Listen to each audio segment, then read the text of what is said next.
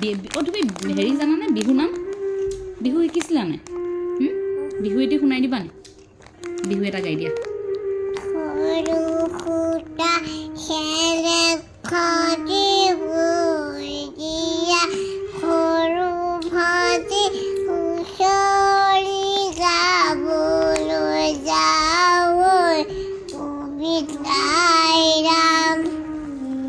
মাজুলীৰ এটি কণমানি বয়স প্ৰায় 8 বছৰ কিন্তু বয়স অনুপাতে শাৰীৰিক গঠন হোৱা নাই কণমানিজনীৰ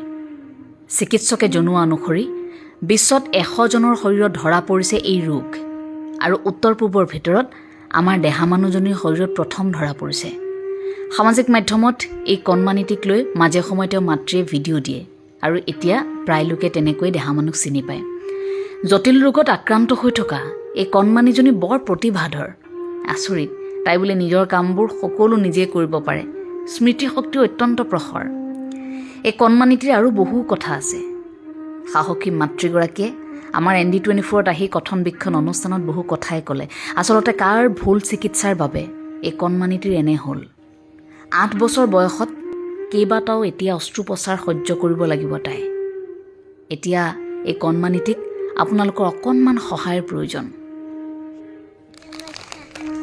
হাতত চিপছ আৰু চকলেট কোনে দিলে বা মোৰ নামটো এবাৰ কৈ দিয়াচোন কি আছিল এঞ্জেলা মাহী মই তোমাক মই সদায় চাই থাকোঁ নহয় আজি কেনেকুৱা লাগিল ইয়ালৈ আহি ভাল লাগিল তুমি কৈ দিয়াচোন সকলোৱে মোক চাব দেই এনেকৈ কৈ দিয়া আপোনালোকে ND24 চাব লাগিব হয়নে টিভিত চাব লাগিব আমাৰ দেহা মানুহে কবিতা গালে গান গালে বিয়ানাম গালে সকলোৱে চাব আজি গাটো অকণমান বেয়া কৈ দিয়া গাটো বেয়া অকণমান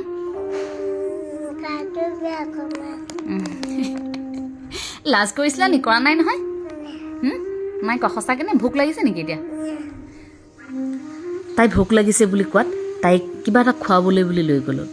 তাই আকৌ মোক কৈছে তাই বোলে চিকেন খাই বৰ ভাল পায় আৰু আচৰিত হ'লোঁ সেই সময়টো তাই পিতৃ মাতৃৰ অকণমানো সহায় নোলোৱাকৈ নিজে ভাতকেইটা খাবলৈ চেষ্টা কৰিছে মই এই সময়খিনিতে আচৰিত হৈ গ'লোঁ ইমান স্মৃতিশক্তি প্ৰখৰ মানসিকভাৱে ইমান শক্তিশালী এই কণমানিটি ঈশ্বৰে সদায় তাইক কুশলে ৰাখক কিছু প্ৰশ্নৰ উত্তৰ আচলতে আমাৰ হাততো নাথাকে আমি ভগৱন্তলৈ ঠেলি দিওঁ সেই কথাবোৰ কিন্তু কেতিয়াবা ব্যক্তিবিশেষে কোনো চিকিৎসকৰ ভুল চিকিৎসাৰ বাবে এটি সন্তানে কিমান জীয়াটো ভুগিবলগীয়া হয় এয়া উদাহৰণ অনুষ্ঠান শেষ কৰি তাইক কোলাতে বহুৱাই মই তাইক গাড়ীত উঠাবলৈ আহিলোঁ সেই অকণমান সময়তে তাই মোক বৰ মৰম লগাই থৈ গ'ল তাইৰ সৈতে কথা পাতিলোঁ হাঁহিলোঁ তাইৰ কিমান যে কথা নিৰ্দিষ্ট সময়ত মাজুলীৰ গাড়ীখন আহি পালে তেওঁলোক যিহেতু প্ৰথমে যোৰহাটলৈ যাব মাজুলীমুখী এই যাত্ৰাত শুভকামনা জনাই ময়ো তাৰ পৰা আঁতৰি আহিলোঁ মনটো ক'ৰবাত সেমেকি উঠিল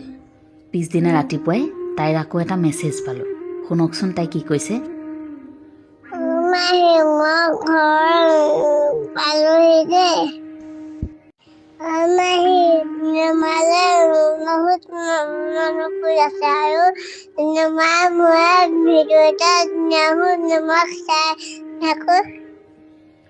এয়া দেহামানুৰ মাতৃৰ নম্বৰ আপোনালোকে অকণমান দেহামানুক সহায় কৰোঁ বুলি ভাবিলে মাতৃৰ সৈতে পোনপটীয়াকৈ যোগাযোগ কৰিব পাৰিব জুলি হাজৰিকা মাজুলী নামৰ এটি ফেচবুক পেজো আছে